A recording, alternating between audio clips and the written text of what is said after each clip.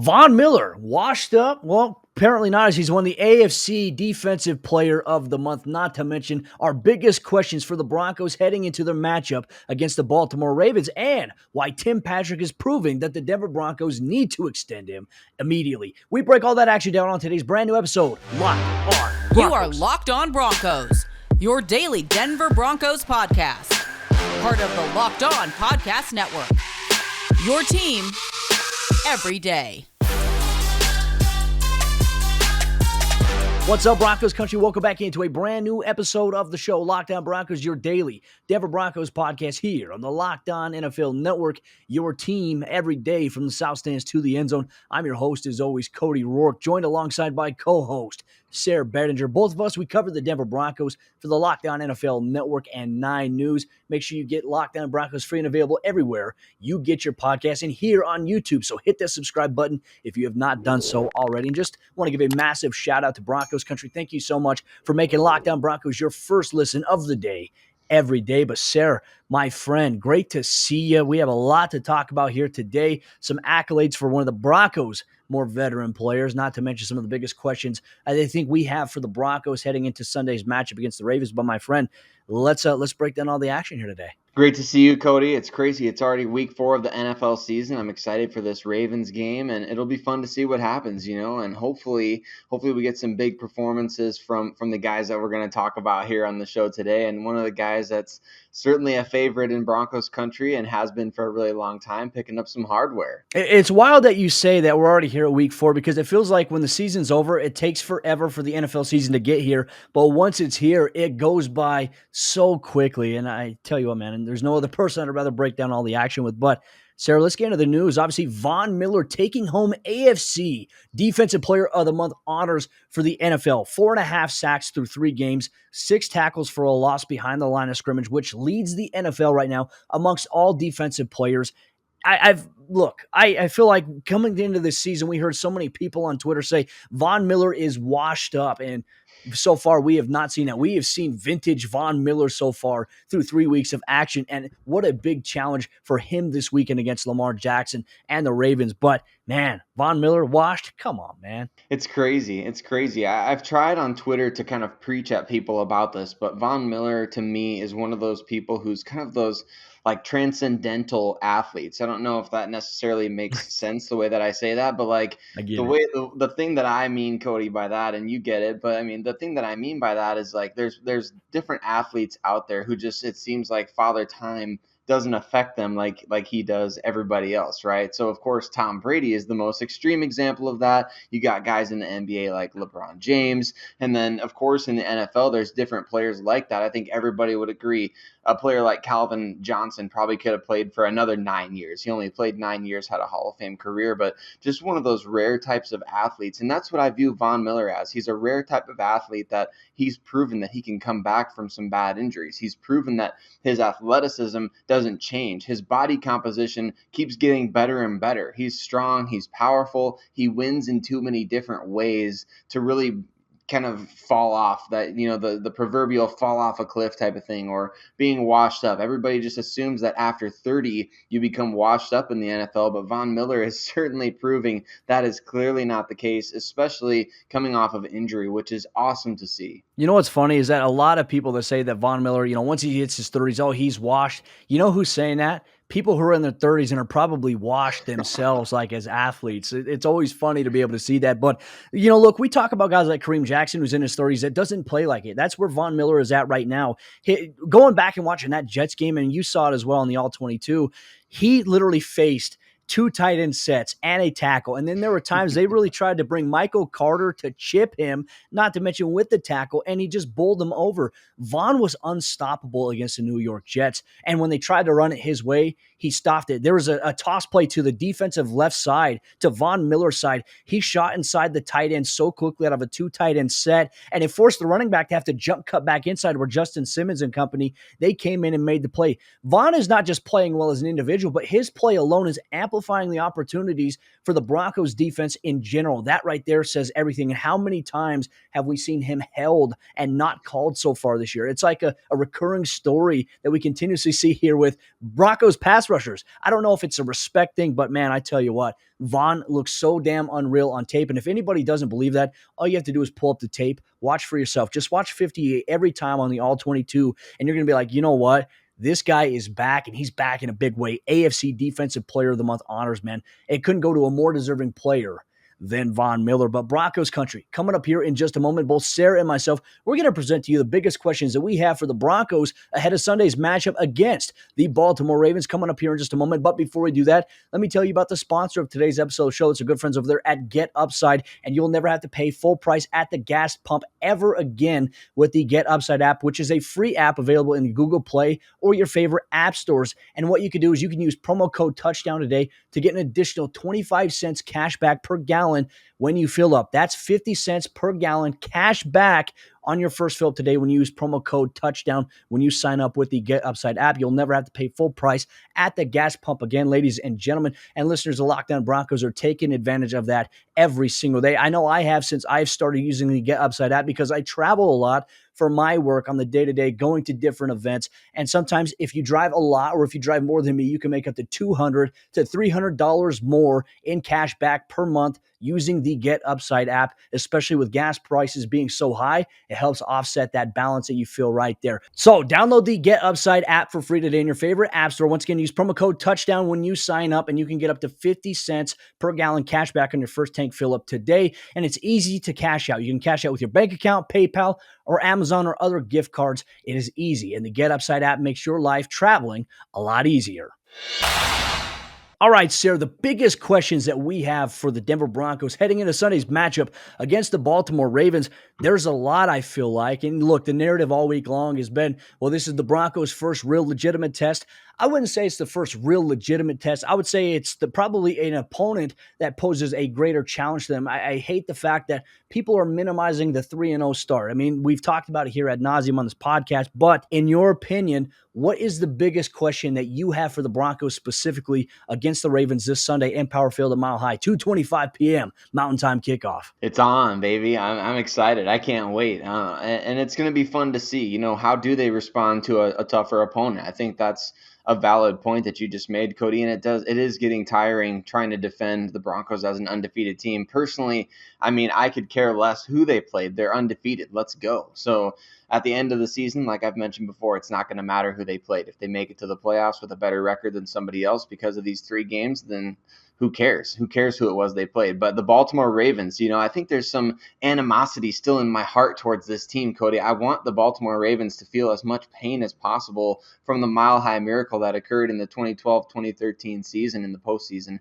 And that's as much as I'll say about it because I know it brings up those battle wounds, those scars from everybody from their past. But to me, the major question in this game is the quarterback on our team, on the Denver Broncos. Can Teddy Bridgewater withstand the blitzing tendencies of this Baltimore Ravens defense? You mentioned it as we talked with Tim Jenkins on a previous episode. The Baltimore Ravens love to run cover 0. They blitz as much or more than any other team in the NFL. And do you think that they're not going to try to make the Denver Broncos one-dimensional by blitzing in this game? I know they're going to. They're going to try to take away the running game by filling all those lanes. And so Teddy Bridgewater is going to have a lot of added pressure on him to make the throws, to make the plays, to beat man coverage. We've seen him do that this season. I think he stands a pretty good chance of doing it in this game. The Baltimore Ravens they're beat up a little bit in the secondary. And so if Teddy Bridgewater continues to do what he's been doing, which is complete passes at a very high rate, find the open receiver, spread the ball around, make good decisions. If he continues to do that, we've seen and know that he can throw for a lot of yards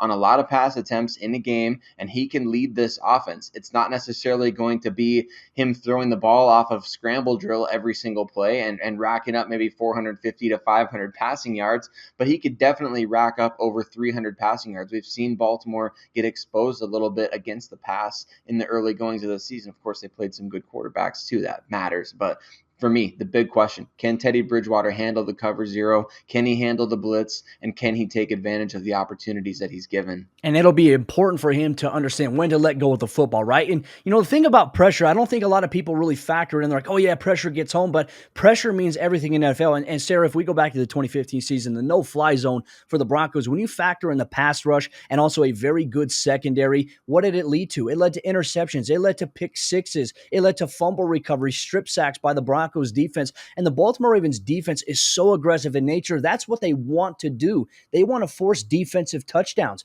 And look, they're going to have opportunities to do so. So I think it's going to be very important for Teddy this week to understand where the blitz is coming from, because primarily you want to throw against the blitz. If I'm quarterback and I'm here under center and shotgun, I'm looking, if I know that there's a nickel blitz coming from my right side, I want to understand, okay, where are my hot routes here? Who am I throwing to? Because if that guy's coming from the nickel, whether it be Marlon Humphrey, who they love to send a lot, if Marlon Humphrey's coming off that edge, what route am I going to hit? Who's replacing him in coverage? Is it going to be the safety that's above him, or is it going to be the inside backer that's on the inside of that receiver? To me, that's going to be the key, and you have to understand that, and you have to get those checks down at the line of scrimmage, which kind of worries me a little bit, because we know that the Broncos, they're going to get the ball. They're going to wait till that play clock hits about 2 or 1 seconds. They're going to snap it. So can you afford that, right? And if you make some of these mistakes and you still have that same mentality on offense, it's going to limit your opportunities to get back on the field and maybe turn things around. So I agree with you. That's going to be a big question for the Broncos against the Baltimore Ravens this Sunday. But I'm going to throw my biggest question is, and it's going to be the cliche one, how are the Broncos going to game plan for Lamar Jackson? Well, some interesting news of notes as of this, last couple of days. He's missed practice 2 days in a row, dealing with some back soreness. And Vic Fangio had even said in Thursday's press conference that I'll be shocked if he doesn't play. He expects him to play. The Broncos are expecting it. And I think anybody that's getting their hopes up that Lamar will not play, you're going to be sorely disappointed. He's going to play in this game. So for me, it's how do you stop a guy like Lamar Jackson? And everyone's going to say, well, you can only hope to contain him. I mean, you can stop him. You really can. You can force him to pass. And it really goes to disciplined edge football, right? So for the Broncos, for Von Miller, for Malik Reed, Andre Mintz, Jonathan Cooper, specifically when those young guys get in on some rotations against the Ravens, really what they do is going to be super important, because that offensive tackle might give them a step to where they can get inside. But you know what? Lamar's just going to take it on the outside. And it goes back to what you and I had talked about. Do the Broncos have a guy on defense at linebacker that can spy Lamar Jackson? I don't think that's going to be the case. I don't think you want to put your linebacker in that situation, because that's where they start to hit you with some RPOs. That's where they start to sprinkle in some of these other concepts. I think that the Broncos have the personnel to match up in terms of their wide receivers, in terms of going man-to-man. You can be blitz aggressive in this game, Sayre, and I think that we're going to see that from the Denver Broncos on Sunday. So for me, it's how do you limit those big plays outside the pocket for Lamar Jackson? But not only that, with your stunt packages where you're trying to crawl upfield and bring a guy back underneath, you can't afford to be late, because then Lamar Jackson is going to take it on the inside and he's going to scramble up the A-gap, which we've seen teams take advantage of against the Broncos defense the last couple of years. I don't think they can make those mistakes this year. So for me, the biggest question is going to be around how you game plan against Lamar Jackson, and we're going to find out on Sunday. I do think that the Broncos have a secret weapon, the secret ingredient, and obviously we'll break that down in our keys to the game, keys to victory in tomorrow's episode, Locked On Broncos. But with that said, Sayre, the other question that I have, and I want your thoughts on this, the offensive line. We heard from Vic Fangio, we heard from Pat Shurmur.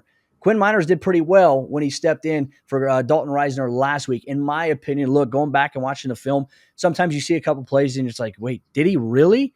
But then again, that's where it goes to, like, we don't understand. We don't know exactly what the play call is. We don't know what the blocking scheme or how it changes is based on alignment by a defensive guy. So if he did good, look, Vic Fangio, Pat Shurmur, they have faith in it. Or if it's to hype them up, I mean, that's that. But Graham Glasgow, Dalton Risner, those guys did not practice on Thursday for the Denver Broncos again, and they might be able to not practice on Friday and still play, but at this point it's trending as if they're not going to play. So the biggest question is going to be on the interior of the offensive line. What would you like to see from Quinn Miners if he gets a start for Dalton Risner at left guard? Well, I think just continued physical play. Vic Fangio has talked about, and I think it was just on yesterday's press conference that he talks about reps for young players, and he wasn't talking necessarily about Miners or Muti in particular, just in general, any young player. all the reps that you can get, he called them like deposits. So, and I think that was such a great way to put it. And it could turn out to be a huge blessing in disguise for a guy like Quinn Meinerz to get into the game against the Jacksonville Jaguars, because now you've got your feet wet in the NFL, and now you have a week to potentially prepare for a guy like Calais Campbell and Justin Madubuike and the tough guys that they have up front for the Baltimore Ravens defensive line. Unfortunately, we won't see former Bronco Derek Wolfe in this game, but at the same time, Quinn Meinerz, what I want to see from him is physicality. I want to see him play smart. I don't want to see him get outsmarted by veteran defensive linemen who know, hey, if I go at this shoulder, I can easily get him back to the inside, or I can outsmart him by doing this or that, the other.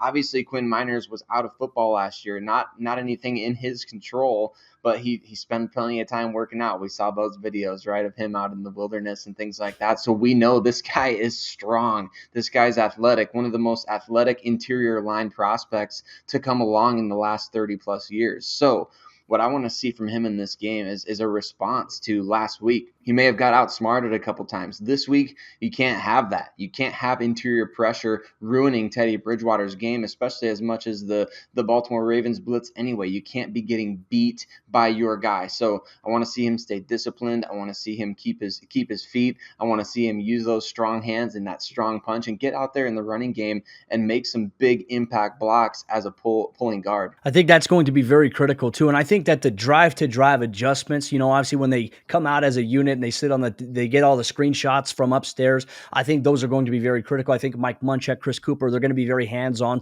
on Sunday's game against the Baltimore Ravens. So I think that's absolutely important, Sayre. And I think that's great insight that you provided there. But Broncos country coming up here in just a moment. Both Sayre and myself, we're going to talk about why Tim Patrick needs to be extended by the Denver Broncos in season coming up here in just a moment. But before we do that, let me tell you about the other sponsor of today's episode show. It's our good friends over there at Built Bar, the official protein bar of the Locked On Broncos podcast. It is our go-to. We love it. Sayre ran out. He ate all of his Built Bars. I only have 2 Built Bars left in my fridge, so I need to submit another order for peanut butter brownie. They have 9 amazing, delicious flavors, including the occasional limited time flavor. They always have these specials on a week-to-week basis that you can check out at Built.com. So if you want to get you and your family a box of one flavor of 18 bars, you can. If you want to try all the flavors to figure out which ones are your favorite, they offer a mixed box of 18 bars as well at Built.com. Not to mention the healthiest protein bar on the market, 17 grams of protein, 130 calories, only 4 grams of sugar, and you can get yours today at Built.com. And when you go to checkout, make sure you use promo code LOCK15. That's going to get you 15% off your next order. Once again, promo code LOCK15 gets you 15% off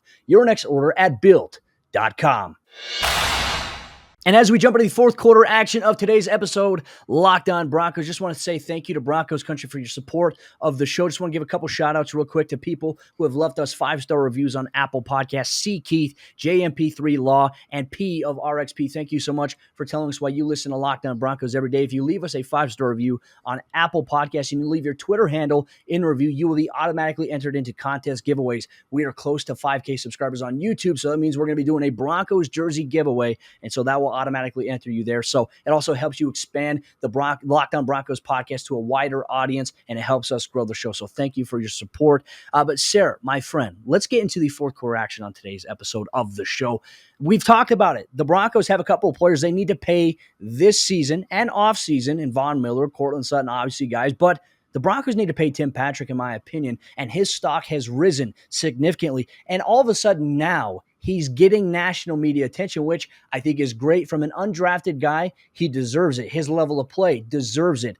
But it's like, how come people have been sleeping on Tim Patrick? You can pay Courtland Sutton. You can pay Tim Patrick. And the reason why, in my opinion, Sayre, 0 drops on over 106 targets. That dates back to week 13 of the 2019 NFL season. That is phenomenal production. And I put it on Twitter. It does not matter who the quarterback is. You throw it to Timmy P, he's going to come down with it. And I find myself often at times during broadcasts when I see him come up with a big catch and contested coverage, I'm always yelling, that's Timmy P in these streets. The Broncos need to pay him, in my opinion. I'm with you on that. And I think what you just described is a player who has proven himself now to be QB proof. I mean, there's very few wide receivers in this league that can really claim that can say, hey, anybody who's throwing me the ball, I'm going to produce, and I'm going to produce at a high level. So I think that's where Tim Patrick has has really established and entrenched himself. He's proven that. I mean, heck, one of his best catches that I've ever seen came on a throw from Cortland Sutton. So we know that Tim Patrick, and I believe that was probably close to the time that he had his last drop as well. So that this guy has done everything right, and you want to reward guys that do everything right. And that obviously wasn't always what John Elway did. That wasn't always the way he went about it. And a lot of times, John Elway was right for doing that. He was right to let a lot of guys walk, and they had either short careers elsewhere, or they didn't play nearly as well as they did in Denver. So we saw John Elway get kind of proven right on a number of those occasions. But look, the Denver Broncos have now built what I believe to be a very strong locker room culture, and Tim Patrick is a major part of that. I think head coach Vic Fangio has vouched for Tim Patrick more than almost any other player on the team in the last couple of years. He even went so far as to say, as long as Tim Patrick's on this roster, he's never getting cut. So you don't have to even ask that question. And I think it speaks volumes to the fact that how far he's come, talking about him as a potential roster cut all the way to now talking about extending his contract. I think it's great what he's done for the team. It's great the way that he's developed. He's been with the Broncos through the dark days. Now he's getting to be with them through a nice winning streak. So I'm excited to see where his future will take him, and I hope it is in Denver. I loved what he said this week too. He says, I'm undrafted. I'm an undrafted guy. I'm built different. People don't give me the recognition because of that. He says, but even though I was an undrafted guy, the top corners that went that year, when you look at their tape and their bad tape, I was the reason because of it. I love that about Tim Patrick. He's such a hard cover because of his 6'5" size, but not to mention, if you just throw the ball up to him, it doesn't matter. He understands leverage, I think, better than anybody else. Both he and Cortland Sutton together, they are a quarterback's wet dream, Sayre. And look, you have to lock him up if you're the Broncos, in my opinion. Yes, there's a lot of questions about, well, what about paying this guy? The salary cap is manageable, ladies and gentlemen. I think that George Paton, the Broncos, they're going to find a way to do that. So I think that that's one of the biggest reasons there. But I also think that another reason the Broncos need to extend him, the Broncos' current injury status right now at the position alone, I think cements the importance of locking up a guy like Tim Patrick, because he's been so reliable. He has done literally everything that you have ever asked of him as an organization, and he's exceeded expectations year in and year out. Tim Patrick, well-deserving of a contract extension. In Broncos country, let us know in the comment section down below on YouTube if you agree with us as to whether or not Tim Patrick deserves an extension for the Denver Broncos. If you don't want to see him play elsewhere, the Broncos need to get him locked up, or else you're going to be enjoying watching him with probably a really dang good quarterback in the near future on a very good team, potentially a Super Bowl contender, whoever that may be. But can Tim Patrick help the Broncos become a Super Bowl contender? Can he be a Super Bowl contending wide receiver? I think that the sky's the limit for Tim Patrick, from undrafted to a potential star in the National Football League. The Broncos, they got to take care of. But ladies and gentlemen, that will do it for today's episode, Locked On Broncos. Just a reminder, it's available free and everywhere you get your podcast. Thank you